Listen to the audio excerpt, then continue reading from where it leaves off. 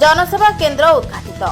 गंजाम जिला Rangeilunda block कनिसीहाट NH पार्श्व चिकलमा complex एक जनसेवा केन्द्र शुभारंभ होईछि।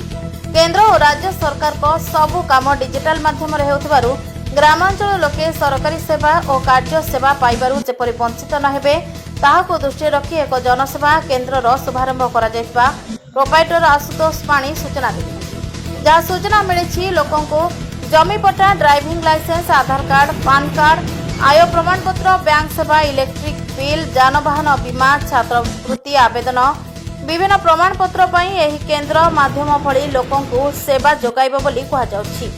एही केन्द्र शुभारंभ हेबा परे आखपाख लोके आश्वस्ति प्रकाश करिसेंति। Brahmapur Bibhutibhushan Satapathy report, JMJ news. जय जगन्नाथ।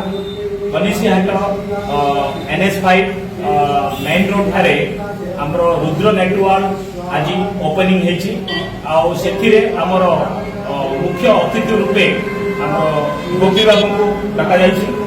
आउ एथिरे एई आमर होची कंपनी होची रामजी प्रोजेक्ट प्राइवेट लिमिटेड। सेथिरे आमर मैनेजिंग डायरेक्टर मध्ये आछितथि मैम आउ डायरेक्टर भी अछथि आउ ता सहित मु भी डायरेक्टर अछि।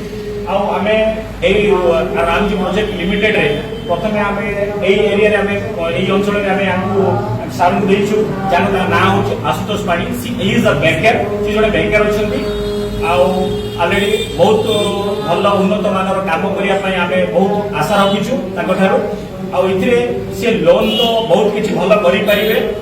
लोन सेक्टर बहुत सेगमेंट रे बहुत भल जानिछथि। ता सहित ए एरिया रे जनसेवा केन्द्र तो बहुत अच्छी किंतु आपण माने अति सुलभ दर रे एठारे आ उचित मूल्य रे उचित जिनस भी पाई परिबे। समस्त एठाकू आसंतु आ जनसेवा केन्द्र रे समस्त आज ओपनिंग होची, समस्त आसंतु सेति पई भी हम अनुरोध करा जाउची। आ ता सहित हमर जे कि हमर अंचल रे बहुत लोक माने आछन आज बुलिबा को एठाकू आ समस्त जाइछन देखि कि जाइछन आ नूतन नूतन जिनस जोडा कि हमें आरंभ करिछु आ सेही गुडा को मध्ये आपण माने जानो।